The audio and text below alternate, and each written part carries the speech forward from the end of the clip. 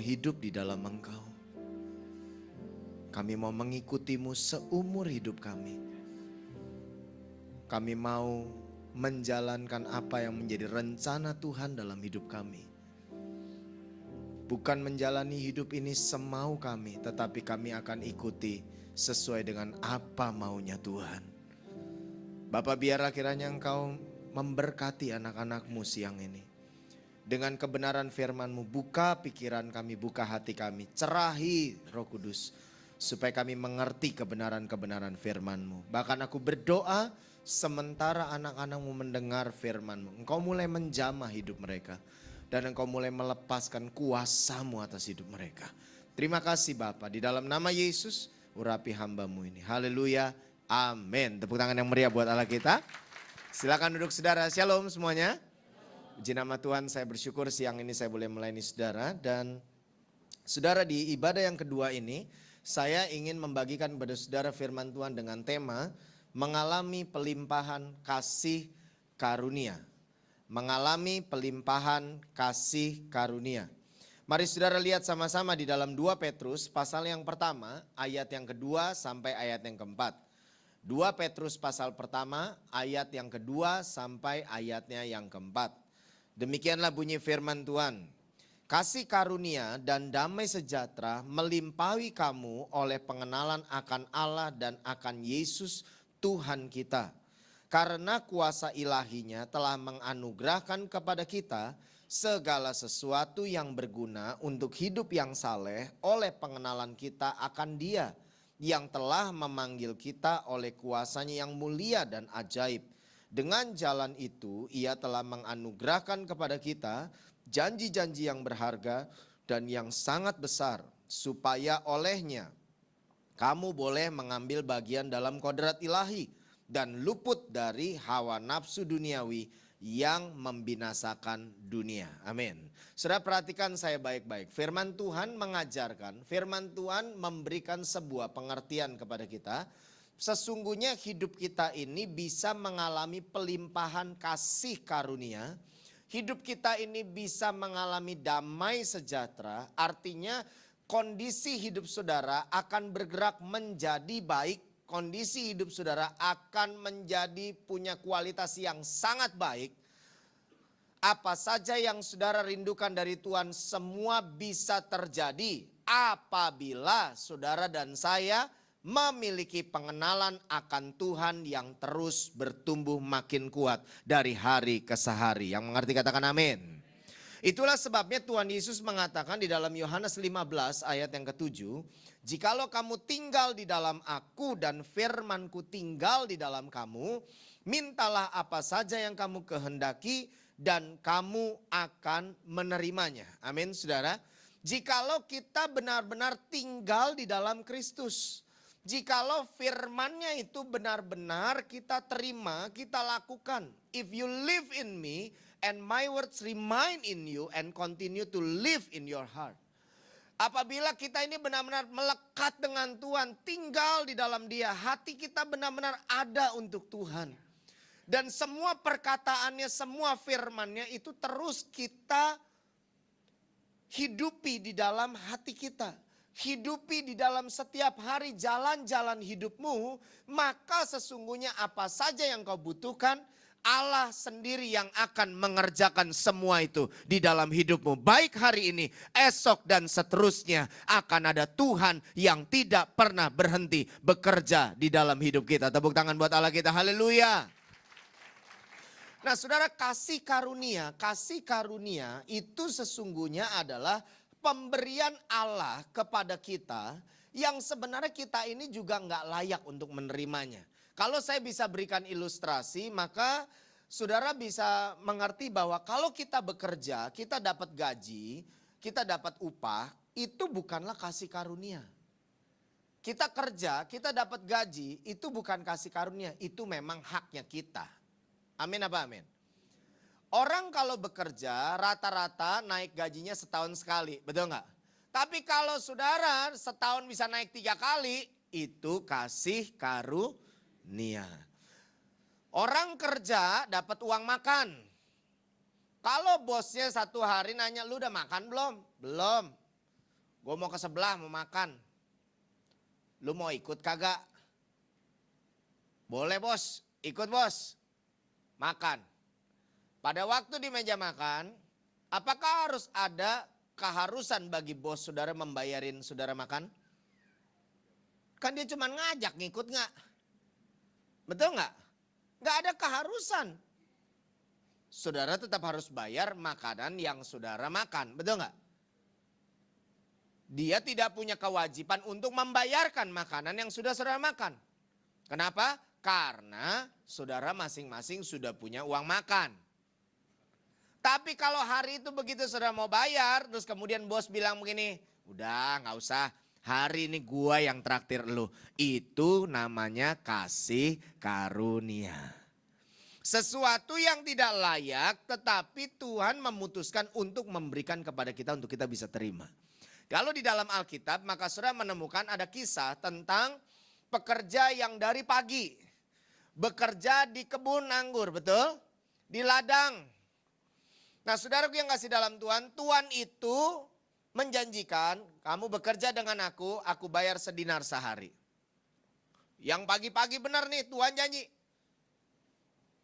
Sedinar aku akan kasih kamu dalam waktu sehari kamu bekerja buat aku.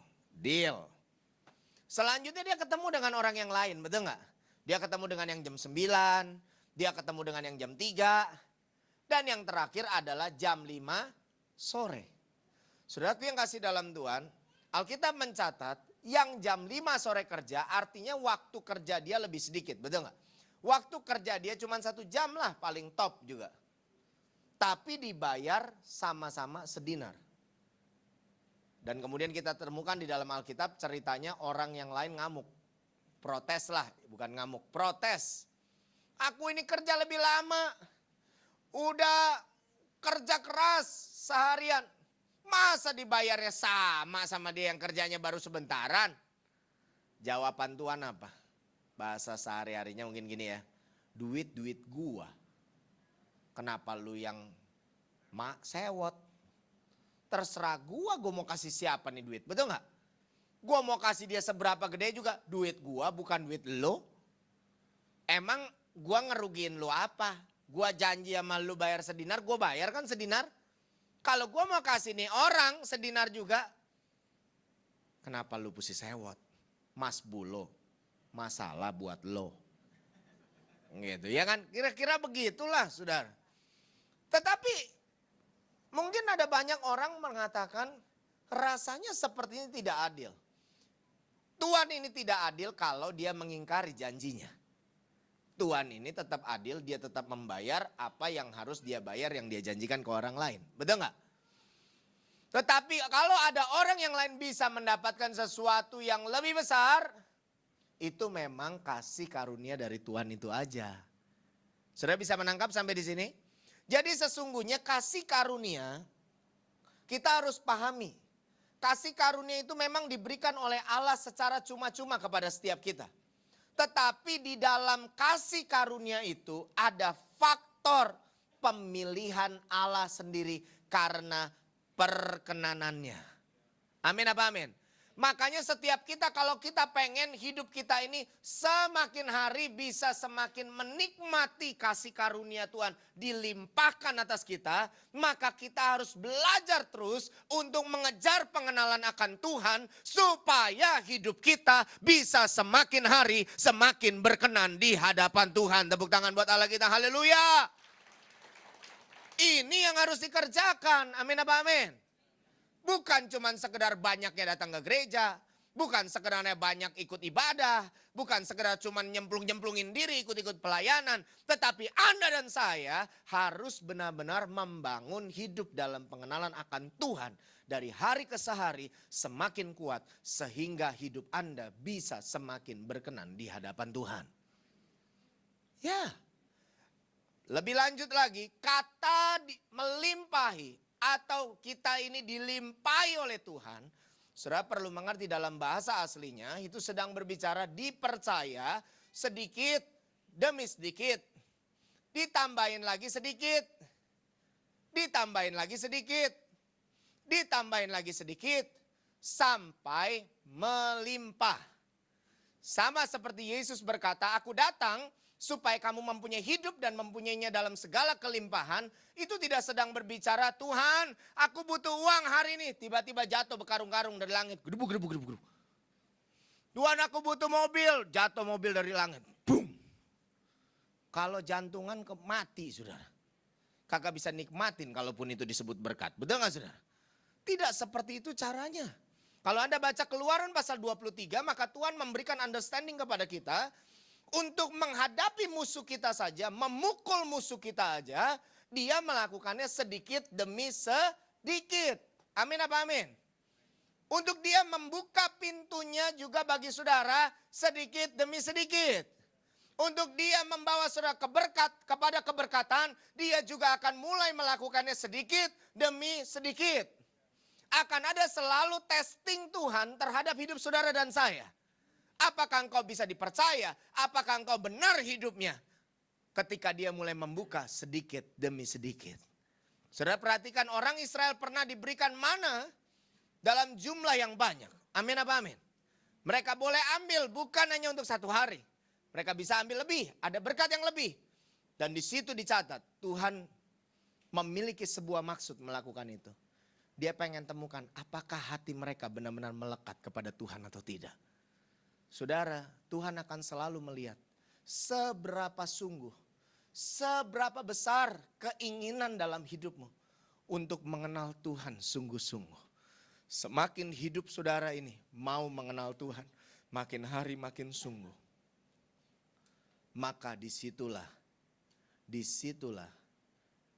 Tuhan akan mulai mempercayakan janji yang besar dan berharga dikerjakan dalam kuasanya, kata Alkitab.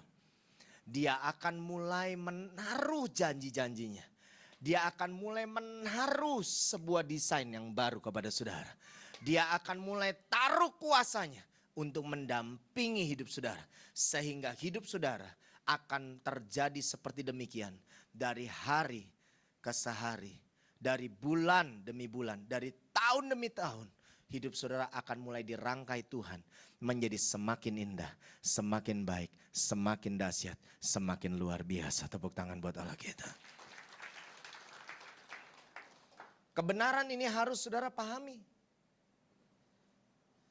Dipercaya sedikit demi sedikit.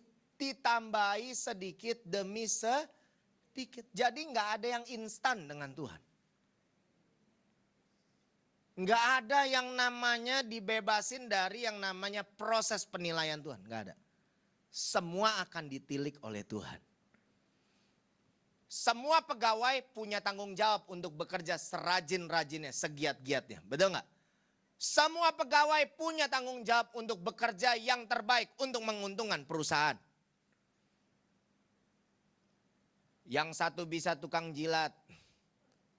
Yang satu bisa cari muka dengan cara apa. Tapi yang memutuskan siapa yang dipromosi.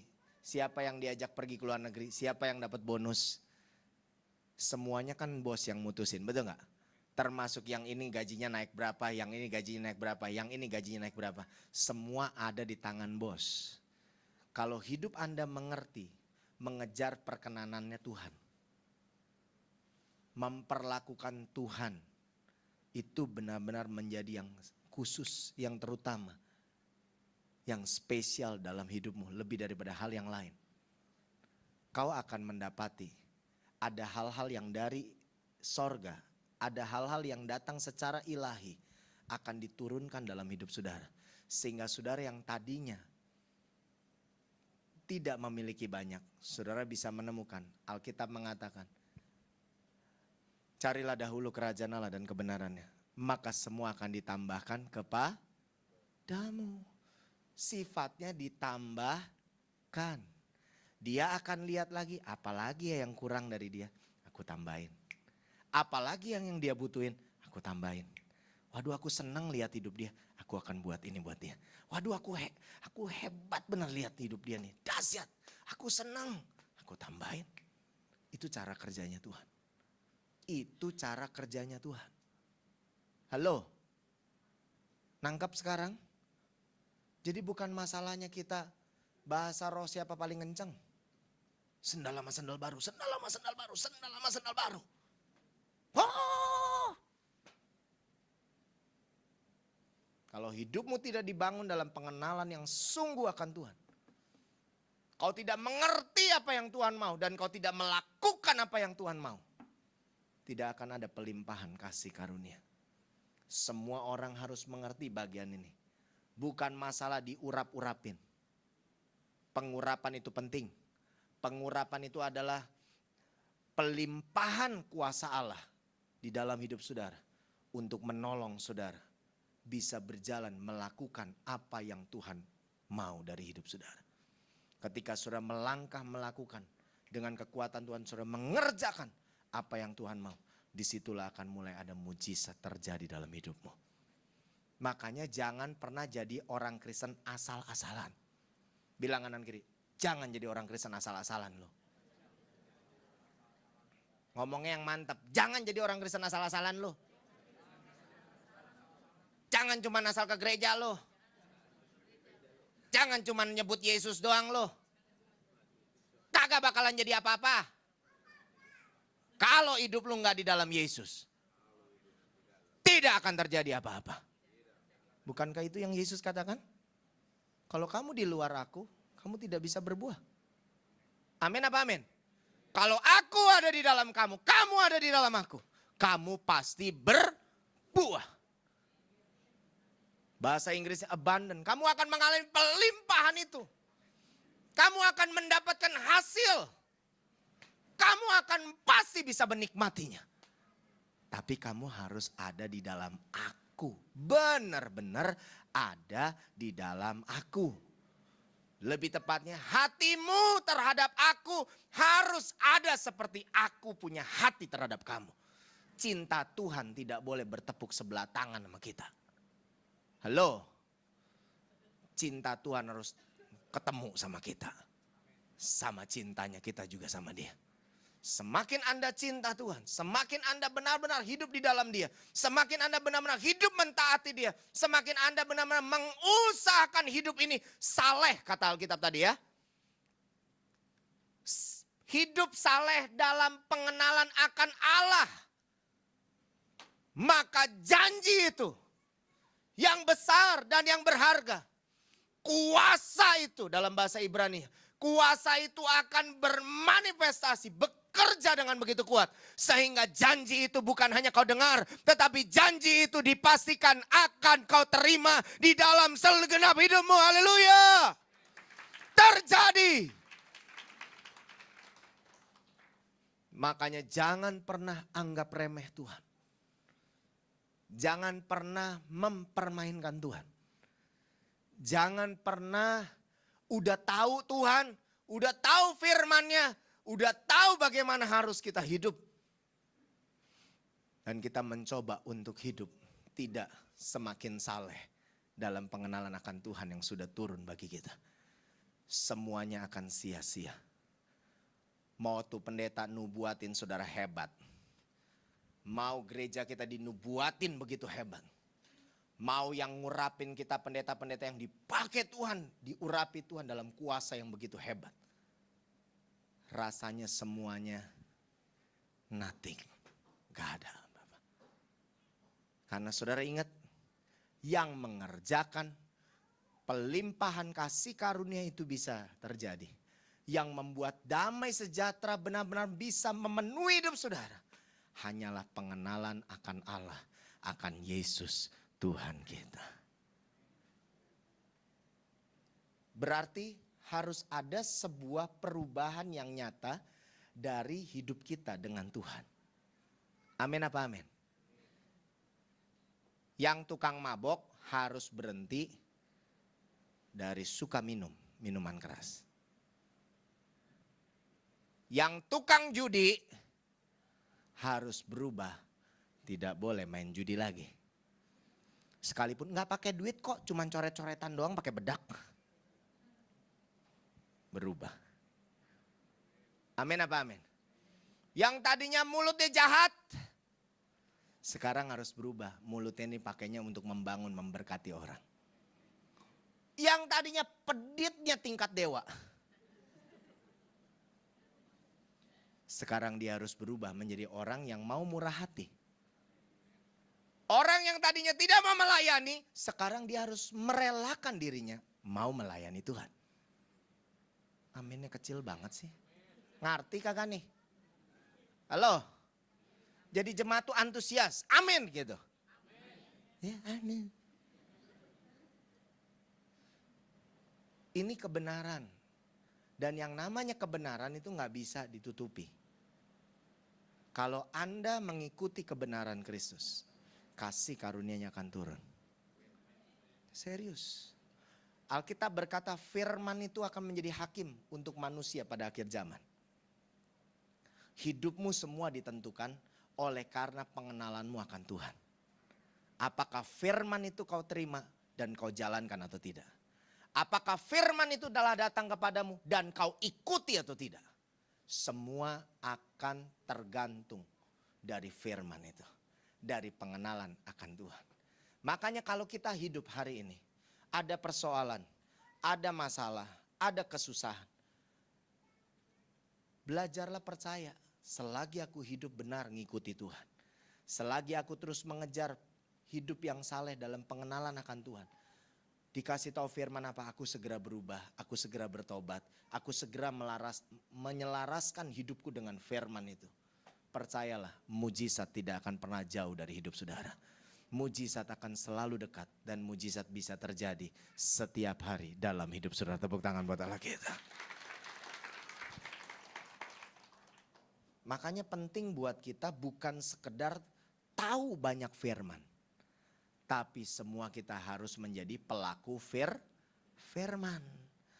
Bukan sekedar kita hafal Alkitab. Bukan sekedar kita rajin dengerin kaset-kaset khotbah. Bukan sekedar kita rajin datang ke gereja. Tapi betapa sangat penting firman itu harus jadi daging. Firman itu harus menyatu dengan hidup kita. Dan firman itu harus dikerjakan secara penuh dalam hidup kita. Anda kerjakan firman setengah-setengah, kagak jadi berkat juga. Firman yang ini Anda kerjakan, yang itu kagak jadi berkat juga. Setiap Anda melangkah dan mengerjakan firman yang satu, kemudian melanjutkan lagi firman yang berikutnya Anda kerjakan. Lanjutin lagi firman yang berikutnya. Firman yang berikutnya. Anda mulai kerjakan hidup Anda sedemikian rupa seperti itu. Maka kesempurnaan ilahi, kepenuhan ilahi, kuasanya akan ditambah-tambahkan dalam hidup saudara. Bukan cuma sekedar janji, tapi ada kuasa yang dilepaskan Tuhan. Sehingga tadinya mungkin rasanya tidak ada jalan keluar lagi buat persoalan saudara. Tapi semua bisa dirubah oleh Tuhan. Saya bersaksi kepada saudara, saya punya salah satu jemaat namanya Effendi. Dia ini office boy. Office boy. 15 tahun bekerja. Ya, 15 tahun bekerja. Rumah di Ciputat, kerja di Gajah Mada. Dia kerja di salah satu toko kimia, saudara. Pada waktu dia setiap minggu beribadah, saudara. Hampir setiap bulan dia selalu datang kepada saya. Minta didoakan. Dan ujungnya minjem duit. Anaknya banyak. Anaknya 4 orang.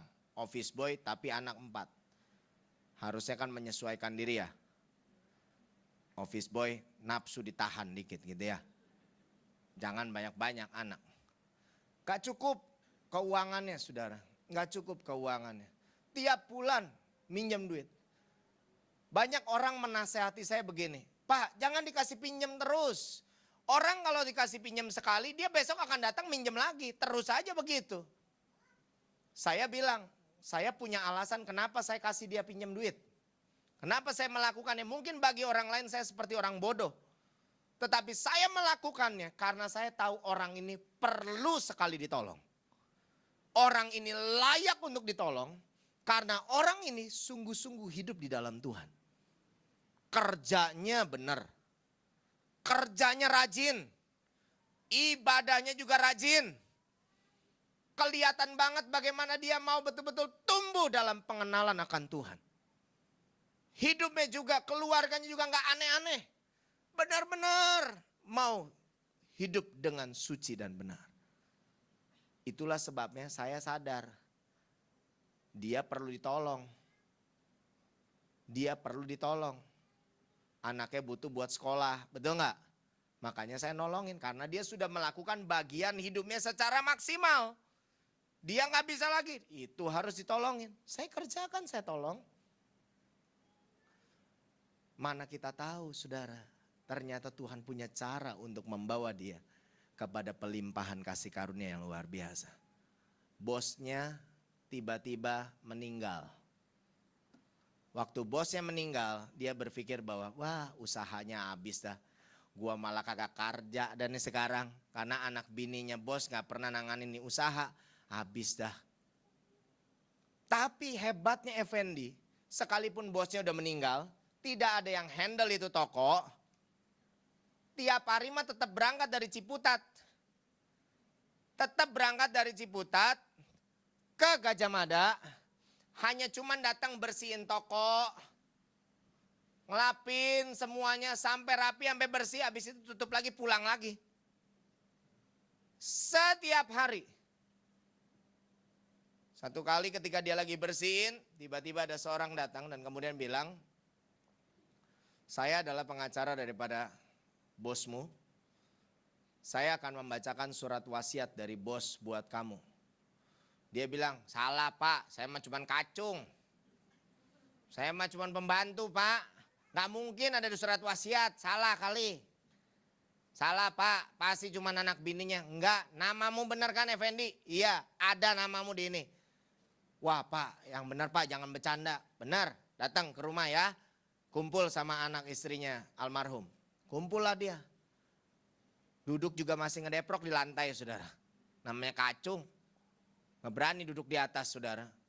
Duduk di bawah. Dibacain surat wasiat itu. Anakku, istriku, aku memberikan wasiat ini kepada kalian. Aku menuliskan surat wasiat ini tanpa paksaan siapapun. Aku menyerahkan seluruh aset toko dan segala isinya, bahkan kendaraan operasional toko, kepada Effendi, office boyku.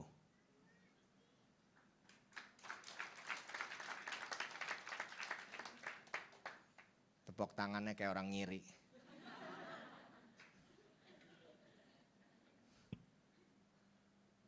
Pada saat itu anak istrinya syok. Buset, dikasih ke office boy. Tapi ada lanjutannya di bawah. Jangan kalian usik apa yang kuberikan untuk Effendi.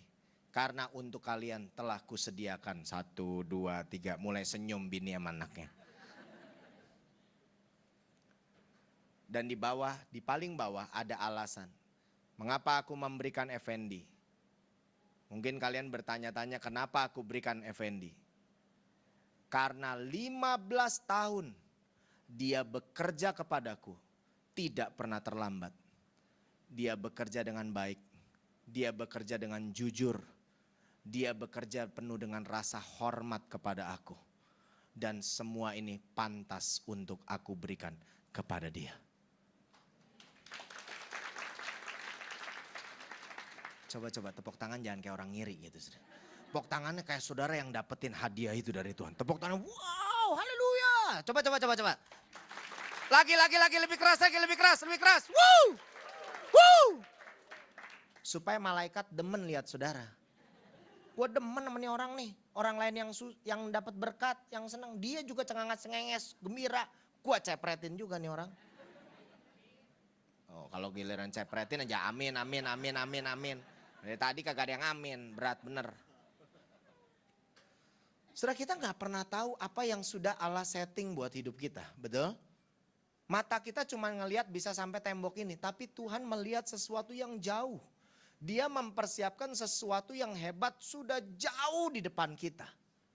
Makanya hidup ini dibangun benar-benar aja dengan Tuhan. Amin apa amin? Jangan cuman gedein kepala saudara penuhi dengan firman. Namun hidup saudara harus berubah oleh karena firman itu. Hidup saudara harus mengerjakan firman yang didatangkan Tuhan dalam hidup saudara. Ketika Anda terus dengan konsisten membangun hidup saudara dalam pengenalan akan Tuhan. Dalam kesalehan hidup oleh karena pengenalan akan Tuhan yang turun atas hidupmu. Tuhan akan mulai melakukan apa yang menjadi bagiannya. Dia turunkan janji yang besar dan berharga. Dia taruh kuasanya. Sehingga hidup Anda kelihatannya biasa aja, normal aja. Seperti biasa. Namun hidup Anda tidak berjalan sendiri. Namun ada backup dari sorga menyertai hidup Anda. Sehingga hari ini ada mujizat. Besok bisa ada mujizat. Apapun kesulitan dalam hidup Anda. Ada Tuhan yang membuat mujizat untuk semuanya itu. Haleluya. Makanya jangan heran ya, ada firman bilang gini, yang terdahulu akan menjadi yang terkemudian. Yang terkemudian akan menjadi yang terdahulu. Apa maksudnya itu? Bukankah Tuhan berfirman, aku akan mengangkat engkau naik dan tidak pernah turun. Kau akan jadi kepala dan tidak pernah menjadi ekor. Saya mau kasih tahu sama saudara, Tuhan itu enggak pernah kerjaannya ngejatuhin orang, ngancurin orang. Tuhan gak pernah. Namun kenapa bisa ada firman yang terdahulu jadi terkemudian. Yang terkemudian bisa jadi yang terdahulu. Saya mau kasih tahu sama saudara. Kalau orang berhenti dalam pengenalan akan Tuhan. Dia akan melihat segala sesuatunya berhenti sampai di saat itu aja. Stuck akan terjadi dalam hidup orang itu. Gereja juga sama. Kalau berhenti mengejar pengenalan akan Tuhan, dia akan stuck di situ aja. Tapi kalau gereja maupun diri kita secara pribadi, kita mau terus mengejar pengenalan akan Tuhan, semakin hari semakin giat, semakin giat, semakin giat, semakin giat, semakin giat. Kita mau mengambil hidup dengan cara ilahi, bukan dengan hawa nafsu dunia ini. Tapi kita mengejar pengenalan akan Tuhan yang makin kuat, makin sungguh dalam hidup kita. Saudara, Anda akan dibawa Tuhan mendapatkan pelimpahan kasih karunia. Sehingga yang tadinya ada di depan, karena dia stuck, kita bisa ngelewatin. Halo, kita tadi di belakang, tapi karena ditambahin lagi, ditambahin lagi, ditambahin lagi, ditambahin lagi oleh Tuhan. Kita tiba-tiba sudah ada yang lebih di depan daripada dia. Dan saudara perlu tahu, Tuhan bisa buat itu sama semua kita di sini. Halo, jangan bilang gini, aku mau udah tua. Tuhan bisa buat, sekalipun udah tua, udah sepuh. Bisa hidupnya diberkati Tuhan luar biasa. Saya punya jemaat namanya Ma'ada. Ma'ada. Tapi hidupnya serba nggak ada. Nama ada, hidup serba nggak ada. Tuh kalau didoain sama saya nangis mulu melokin, jas sampai ingus, air mata, semua sudah. Udah sepuh, udah umur 83 tahun, gigi tinggal 2. Saudara, saya doain. Tiap kali dipeluk, didoain. Anak emak jahat, anak emak gak inget emak. Emak gak punya uang Pak Pendeta. Emak gak punya uang Pak Pendeta. Pendeta ngasih duit, udah jas diingusin ngasih duit. Tolongin. Tapi emak ada, begitu setia dengan Tuhan. Satu hari, saya berpikir demikian. Bukankah Tuhan berjanji dalam pengenalan akan Tuhan akan ada terjadi pelimpahan kasih karunia? Saya bilang sama Mak Ada, abis dia nangis di pelukan saya sudah. Mak, ngapain Mak mikirin anak? Belum turunin duit buat Mak. Nggak mikir duit bulanan buat Mak. Nanti Mak jadi sakit hati sama anak. Kalau Mak jadi sakit hati sama anak, hidup Mak susah diberkati Tuhan. Berkat susah, penyakit datang. Bengek, kanker, dan kawan-kawan. Gimana Mak? Kalau Mak dagang aja. Mak Ada bilang ini, Alah Pak Pendeta, aku nih udah sepuh. Masa aku suruh jadi SPG, mana laku. Terus saya bilang sama dia, siapa yang suruh emak jadi SPG? Kan kata Pak Pendeta suruh dagang. Oh Pak Pendeta yang dagang mah cakep-cakep, halus-halus, putih, mengkilat, nggak kayak emak udah keriput. Saya nggak suruh emak jadi SPG, emang nggak bakalan laku mak. Saya mau kasih emak jalan. Apa Pak Pendeta? Dagang sabun mak. Dagang sabun. Aduh emak mah udah gak kuat keliling. Ya kalau keliling jauh-jauh mah gak kuat mak. Kalau ke tetangga mah tiap hari emak juga jalan. Iya juga ya Pak Pendeta. Sabun apaan? Nih sabun cuci piring. Nih Rinso. Nih SOS. Nih mak. Yang warna ini nih Molto nih mak. Ya. Jangan dipikir shampoo. Ya mak jangan sampai salah. Tulisin dah Pak Pendeta, tulisin daripada salah kasih ntar. Bukan untung malah digebukin orang Pak Pendeta. Tulisin nama saya ini shampoo. Udah kelar nih saudara, angkutin dong Pak Pendeta ke angkot. Udah saya yang bayar, saya nulisin, saya suruh ngangkat ke angkot. Yang saya jalanin. Saudara tahu, emak ada. Setiap kali dia mau dagang, dia bilang begini, Tuhan, aku percaya berkat-Mu ada buat hidupku. Kaulah yang membuka sorga buat aku. Aku mengasihi anak-anakku. Beri aku pertolongan Tuhan. Supaya aku tidak perlu mengandalkan anakku. Aku bisa punya uang. Emak ada dagang. Dagang. Sudah tahu dari emak dari satu karton. Dagang sabun. Dari pintu ke pintu ku coba tawarkan sabun. Sudah tahu? Emak ada bisa berhasil. 1 bulan punya penghasilan sekarang lebih dari 7 juta rupiah.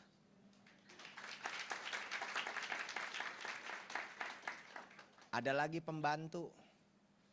Pak, pinjemin duit atau Pak. Pokoknya saya kalau ngadepin jemaat udah tahu dari sini udah ada tulisannya ujung-ujungnya duit gitu ya. Kerutannya udah beda kalau yang ujungnya duit saudara. Begitu pas saya dengerin, emang kesian juga sih. Namanya pembantu kerja cuman berapa duit sih ya gajinya gitu ya. Terus saya tiba-tiba saya ngomong begini, Bu, Ibu mau nggak? Kan sembari kerja Ibu bisa mungkin nawarin teman, nawarin kenalan-kenalan. Nawarin apa Pak? Sabun, jualan sabun. Sudah tahu ini pembantu setia banget luar biasa.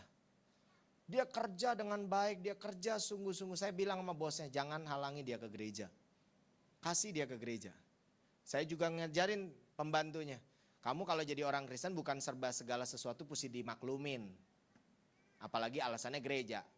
Kerjain yang benar semuanya. Kerja lebih cepat, rapiin rumah. Supaya kamu ke gereja kagak dihalangin. Betul gak? Supaya kamu bisa jadi berkat buat bosmu. Saya ngomong gitu sama dia. Saya kasih jualan sabun. Sudah tahu orang ini terus bangun hidupnya benar. Terus makin cinta Tuhan, makin kuat, sungguh-sungguh membawa hidupnya benar-benar dengan Tuhan.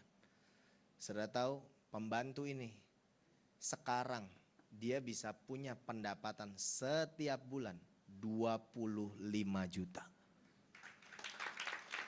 Tepuk tangannya gimana? Tepuk tangannya. Wuh! Nah, itu.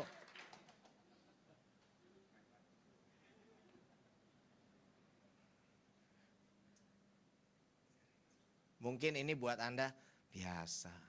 Di tempat kita ada melayani orang gila. Orang udah gangguan jiwa. Otaknya udah 7/5. Atau 7 kurang 5. Nggak pas gitu. Ya. Telanjang. Kita tangkap, kita kasihi, kita rawat. Kita doakan. Begitu dia pulih, dia ingat tentang kekecewaan sama orang tuanya. Dia ingat ini semua. Kita ajarin firman, kita ajarin dia berdoa, kita ajarin dia mengampuni, kita ajarin dia firman, kita latih dia untuk setiap hari hidup sesuai dengan firman. Kita latih dia untuk berpuasa, kita latih dia harus berdoa sungguh-sungguh. Sudah tahu orang gila yang kita ketemukan di jalanan udah telanjang. Udah hancur hidupnya. Begitu dia diajar begitu, dia sungguh-sungguh dengan Tuhan. Kan dia teman diam di panti, saudara. Kita bisa coba berpikir, ini udah waras.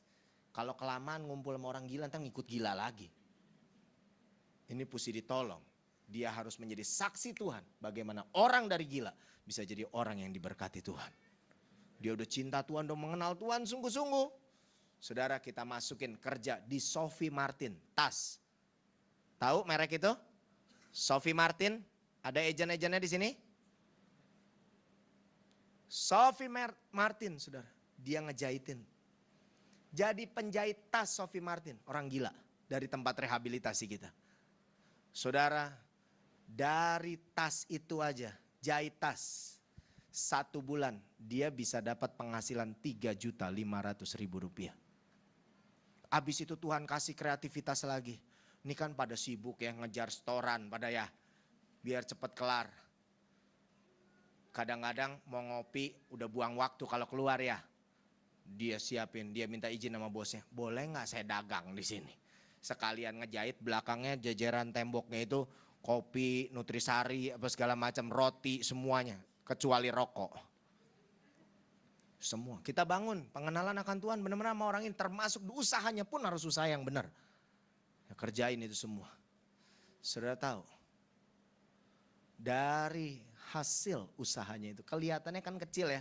Kopi 2.000, 2.000, 2.000, 2.000. Untungnya kecil kelihatannya. Tetapi saudara, waktu dia jadi gila, orang tuanya itu udah ngabisin duit udah sekitar 45 juta. Buat ngobatin dia ke dukun kagak baik-baik.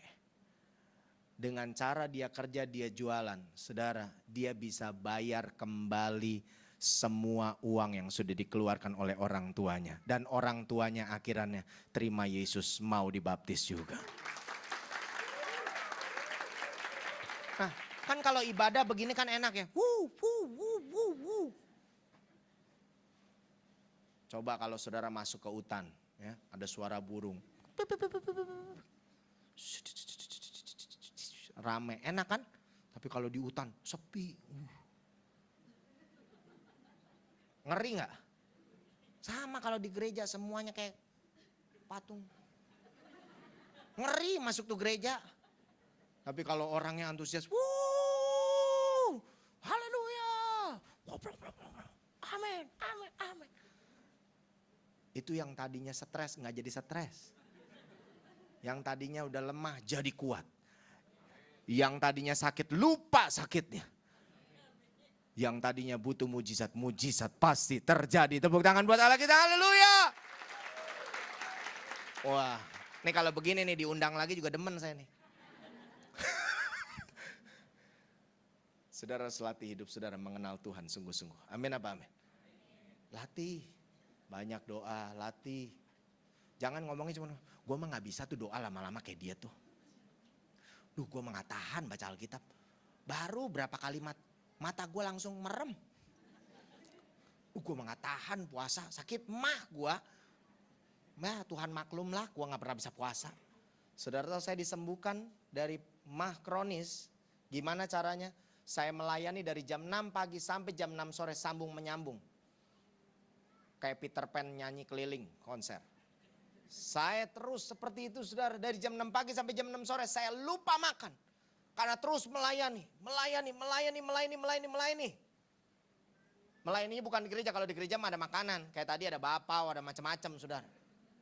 Ini dari rumah ke rumah. Sini ngelayanin yang pelepasan, yang kesetanan. Harus pergi lagi udah janji. Sini setan lagi. Pergi lagi, setan lagi. Tapi saya bukan ustadz yang ngusir hantu, bukan. Dan saya melayani terus sampai jam 6 sore. Terakhir istri saya bilang begini. Kita nih belum makan dari pagi sama sekali loh. Kamu sakit mah enggak? Saya sakit mah kronis, istri saya juga sakit mah kronis. Tapi dua-dua kami mengalami kesembuhan mulai saat itu dari Tuhan. Cakep. Cakep. Gua demen nih begini. Apakah mulai Anda terbuka bahwa pengenalan Tuhanlah yang bisa membuat semua itu terjadi? Bukan karena Anda nempel sama pendeta. Bukan karena banyaknya minyak urapan dituangkan di kepala Anda. Bukan karena berapa banyak tangan yang ditumpangkan ke atasmu. Tapi sesungguhnya seberapa sungguh pengenalan akan Tuhan kau kejar. Seberapa dalam kau mengenal Tuhan. Seberapa tumbuh pengenalan Tuhan dengan benar dalam hidupmu. Kalau itu benar tumbuh dan membawa sebuah perubahan dalam hidup saudara. Dengerin ya, ketika hidup Anda berubah mengikuti apa yang menjadi pengenalan Tuhan turun atas hidupmu. Kuasa itu gak perlu diminta. Mujizat itu gak perlu diminta. Semua akan mengalir secara supranatural. Akan terjadi buat hidupmu. Tepuk tangan buat Allah kita. Saya tutup dengan kesaksian. Saya punya seorang anak rohani namanya Marco. Sama kayak si engkau. Cuman bedanya yang ini bodinya mantap. Yang ono bodinya kelebihan bobot. Yang ono 108 kilo. Kalau dia jalan pasti bergoyang. Dan kalau dia duduk di samping saya, pasti saya merasa kesempitan. Saudara, dia dibuang. Dia punya latar belakang orang yang dikejar-kejar sama orang karena hutang. Mau dibunuh. Orang udah datang ke rumahnya gedor-gedor. Hancurin pintu. Mau bakar rumahnya. Orang sudah datang dengan polisi. Bahkan dia sudah sempat menandatangani surat perjanjian. Kalau sampai tanggal yang ditentukan, dia tidak bisa bayar, dia akan dimasukin dalam penjara. Keluarganya sendiri, orang tuanya sudah buang dia. Gua gak mau anggap lu anak lagi. Lu nyusahin hidup gua. Pergi lu dari rumah. Saya cuma datang sama orang tuanya, saya bilang, yakin tante buang ini anak? Iya. Saya gak mau anggap dia anak lagi. Tante itu gak boleh, itu dosa di hadapan Tuhan. Saya udah gak tahan Pak Pendeta. Bukan saya gak sayang dia, saya udah gak tahan. Benar Pak Pendeta, tolonglah saya udah gak sanggup katanya. Jadi tante lepasin ini anak. Iya. Kalau tante lepasin, boleh saya ambil? Boleh Pak, yang begini mah ambil aja dah. Saudara, saya ajar anak ini untuk hidup benar-benar membangun dirinya dalam pengenalan akan Tuhan secara sungguh. Waktu dia tanya saya, dia bilang begini, kok apa aku bisa dipulihkan Tuhan? Apakah aku bisa diberkati seperti Tuhan memberkati Koko? Saya cuma bilang sama dia begini, Tuhan tidak pernah membuang orang yang gagal. Tuhan tidak pernah buang orang yang berdosa. Kalau kamu pengen lihat bagaimana hidupmu bisa mengalami seperti yang saya alami. Jangan cuma minta didoain sama saya. Tapi kau harus mau hidup sebagaimana saya hidup mengejar Tuhan. Kau harus mau hidup dengan nilai-nilai yang saya pegang teguh dengan Tuhan. Kau itu harus menjadi nilai yang kau pegang teguh juga dalam hidupmu. Sudah berjalan seiringnya waktu. Orang yang tadinya sudah rusak, dia bisa lunasi hutangnya. Saudara, lunasi hutangnya cuma sebagian. Saya pun yang datang ke orang-orang yang memberi dia hutang. Bayar, nih. Dia sekarang kerja bantu saya. Dicicil ya kok, mohon maafin dia ya kok. Iya Pak Pendeta, maafin ya Pak Pendeta. Duh, saya jadi gak enak, gak apa-apa. Utang tetap harus dibayar. Udah jalan setengah, tiba-tiba orang yang bilang, Pak Pendeta, saya ikhlas. Saya lihat nih anak berubah. Saya lunasin semuanya, gak usah dibayar lagi. Kalau giliran utang aja cepet bener. Utang lunas, tepuk tangannya cepet bener. Berharap apa pada? Tuhan jamahlah dia. Besok aku harus bayar duit, belum ada Tuhan. Jamahlah dia. Bisa dia mengatakan hutangmu kuanggap lunas saja.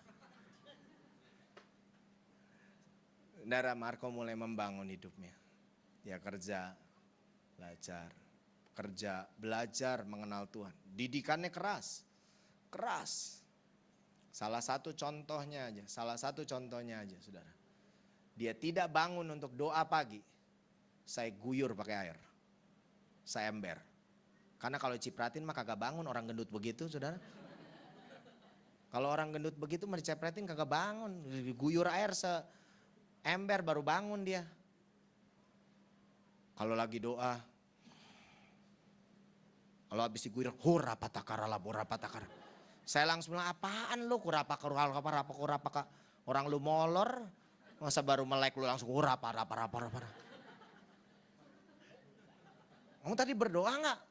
Berdoa Pak, saya lagi dilawat Tuhan, pale lu dilawat.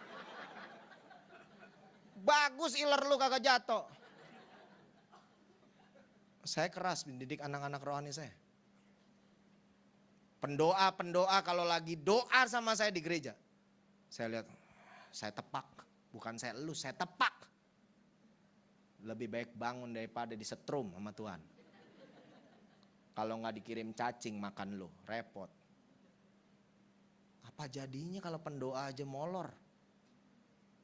Harusnya orang yang berjaga-jaga malah tidur. Begitu diinin,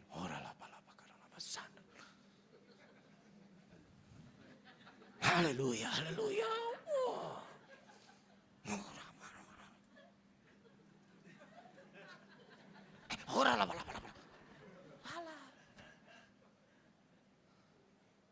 Saya udah ketemu lah yang model-model kayak begitu, saudara. Dengerin saya. Saya contohin ini supaya Anda belajar. Bahwa Anda harus hidup serius dengan Tuhan. Baru Anda bisa lihat kuasa Tuhan. Kalau Anda hidup gak serius dengan Tuhan, ya Anda cuman begitu-begitu aja. Tapi kalau Anda hidup dengan serius dengan Tuhan, firman-Nya berkata begini, dia itu setia, dia gak bisa mengingkari dirinya. Dia memang setia. Namun kalau Anda setia, dia berlaku lebih setia kepada Anda. Nah gitu. Saudara tahu tadi saya cerita sama Bapak di ruang pembicara. Beberapa waktu yang lalu, mungkin bulan yang lalu kali. Tiba-tiba ada seorang, Marco sekarang ini masih kerja, ada IO gitu ya. Juga dia ada kerja di sebuah kantor interior, kontraktor. Saudara, bisa tiba-tiba ada orang datang dan kemudian memberikan sebuah proyek untuk membangun 800 perumahan. Fulus datang, duit datang, komisi 5%, lumayan. Dari 40M lumayan 5%-nya, hitung aja sendiri. Dia langsung bilang, apa yang akan kulakukan ya kok? Yang pasti bukan kawin.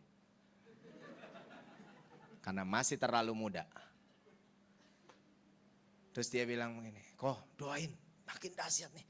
Ini lagi dibuka sama Tuhan. Iya, karena kamu mau mengenal Tuhan sungguh-sungguh. Setelah kejadian itu, tiba-tiba ada seorang yang datang sama dia, ketemu gak sengaja sama Marco. Dan kemudian orang itu bilang ini, saya rasanya melihat ada sesuatu dalam hidup kamu yang luar biasa. Padahal Marco kalau kemana-mana ya, pakainya celana pendek, pakainya kaos, kadang-kadang udah dekil, kadang-kadang ada yang sobek. Ya, kalau orang kegemukan tuh bagian mana pasti ada sobeknya. Ntar bagian ketek, ntar bagian celana, selangkangan, ada aja pasti barang yang dia pakai tuh pasti ada sobeknya. Kalau enggak bekas tambelannya ada gitu. Kadang-kadang saya suka nasihatin dia, kamu nih udah mulai khotbah. Marco mulai khotbah, di mana-mana dia khotbah, dia ganti saya. Bahkan dia KKR di lapangan ganti saya. Saya beri anak-anak saya untuk melayani firman karena hidup mereka mengalami kuasa firman. Saya bilang kalian mungkin bukan pendeta terkenal, tapi hidup kalian menjalani firman. Hidup kalian benar-benar dalam pengenalan akan Tuhan. Ada kuasa yang akan menyertai. Saya cuma ngomong begitu sama Marco. Saudara, ada orang ini ketemu, dia bilang ada sesuatu yang luar biasa dalam hidup kamu. Orang ini secara serius, dia bukain sebuah perusahaan buat Marco, buat event organizer-nya. Dia bukain perusahaan, dia bukain PT, dia yang ngurus semua surat-suratnya, dia yang taruh modal awal, dia siapin semua kelengkapannya. Marco tinggal bawa diri doang. Dan orang ini tidak minta sama sekali share keuntungan, sama sekali tidak ada. Dia cuman kasih begitu saya, dia bilang saya terpanggil untuk hidup kamu. Kantornya saudara tahu di mana? Di Kuningan. Sewa kantor situ mahal banget loh. Tapi dia bisa dapat semuanya free of charge. Lagi dong. Wuh. Saudara mau gak kayak gitu? Mau gak diberkati? Berkat itu akan turun kalau pengenalan akan Tuhan benar-benar terjadi dalam hidup saudara. Bukan sekedar tahu, tapi ada perubahan hidup makin saleh dalam pengenalan akan Tuhan itu. Tuhan berkati, mari kita berdiri. Mari nyanyikan pujian itu, mengiringmu seumur hidup.